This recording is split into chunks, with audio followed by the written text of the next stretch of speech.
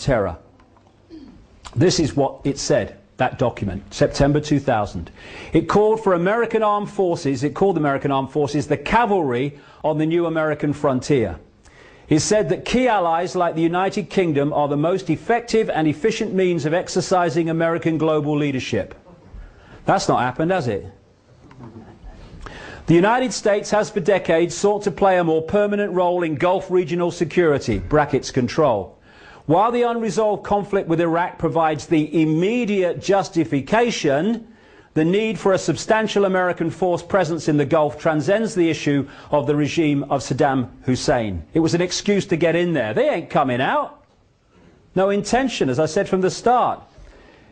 It called for a blueprint for maintaining global US preeminence, in other words, the shadow network's preeminence through America, and shaping the international security order in line with America's principles and interests. See before. This American grand strategy must be advanced as far into the future as possible, and the US must fight and decisively win multiple simultaneous major theatre wars as a core mission. September 2000. Look what's happened since. It says that peacekeeping missions demand American political leadership rather than that of the United Nations. Happened. It highlights North Korea, Syria, Iran and Libya as dangerous regimes, target for takeover or control, and says their existence justifies the creation of a worldwide command and control system, World Army. This man, David Frum, who is a scholar of an organization called the American Enterprise Institute, which is a neocon operation that fits like that into the project for the new American century, was the man who wrote the famous State of the Union speech for Bush, I think it was in 2002, in which he said that there was an axis of evil that had to be targeted. What was that axis of evil? Iraq, Iran, North Korea, straight off the pages of the Project for the New American Century document. It spotlights China for regime change. This is where it's leading. They want a conflict with China for a massive global problem which will bring in the global solution, the world government and the world army, to stop it ever happening again, even though they created it in the first place. I've been talking about this now since the mid-1990s, the China thing, and in 2000 they come out and actually say it. It is time for the presence of American forces in Southeast Asia, it says. This could lead to American and allied power providing the spur to the process of democratization in China. These people are crazy, but not stupid. It called for the creation of US space forces to dominate space and total control of cyberspace to prevent their enemies using the internet, i.e. people like me and others who are exposing this. They're trying to more and more edit and censor the internet. Talks of developing biological, but these are the people we're talking about here, who are saving us from terrorists. Talks of developing biological weapons that can target specific genotypes. This may transform biological warfare from the realm of terror to a politically useful tool. And this is what it said in that document when it was saying that there was a problem with introducing this agenda because the people wouldn't have it. And this is what it said in terms of the timescale of this agenda. The process of transformation is likely to be a long one, absent some catastrophic and catalyzing event like a new Pearl Harbor. Let's have that again. This process of transformation is likely to be a long one, absent some catastrophic and catalyzing event like a new Pearl Harbor. 1 year after that document was published, 9 months after the people that wrote it came to power in the Bush administration, America had what Bush described at the time as our Pearl Harbor. And everything that has happened since 9/11, that has unfolded off the pages of that document quite demonstrably, has been justified by 9/11. Problem, reaction, solution.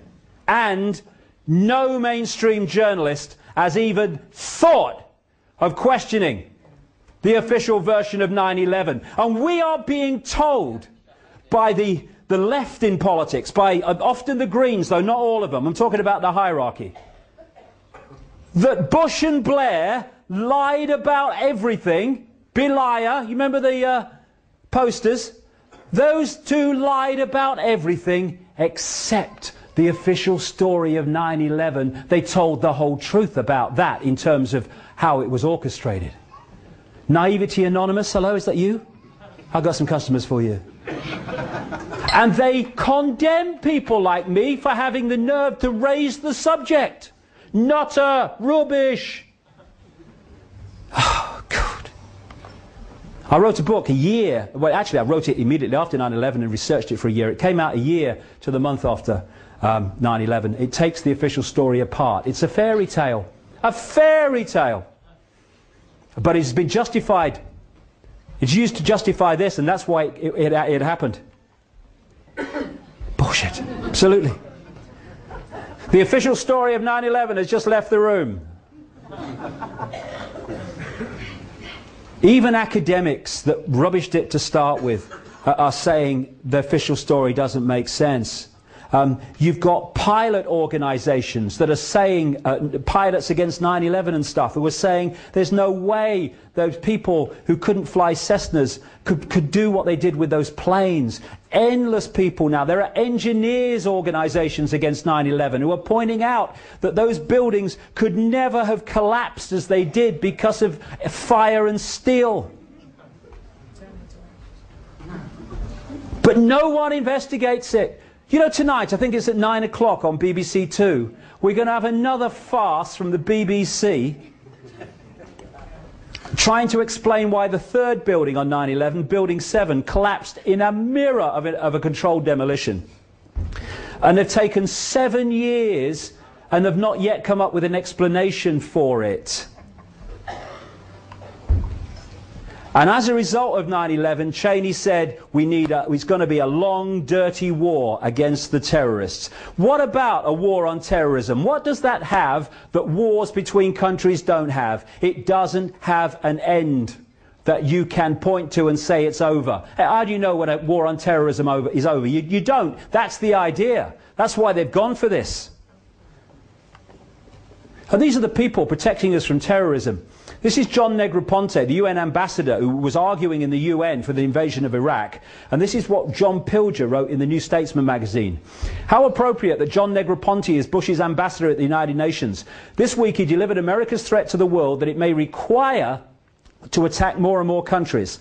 As US ambassador to Honduras in the early 1980s, Negroponte oversaw American funding of the regime's death squads, known as Battalion 316, that wiped out the democratic opposition while the CIA ran its Contra war of terror against the neighbouring Nicaragua. Murdering teachers and slitting the throats of midwives were a speciality. What did Negroponte go on to be?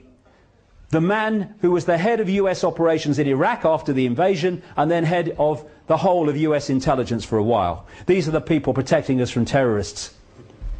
These are the people that operate here and provide the excuses here. We must get Bin Laden. Oh, really? Oh, yeah. Well, why haven't they got Bin Laden? They've got satellite technology that can read your number plate from space. Oh, I've got the number plate, mate. I can't see it. He ain't got a beard. He ain't got a beard.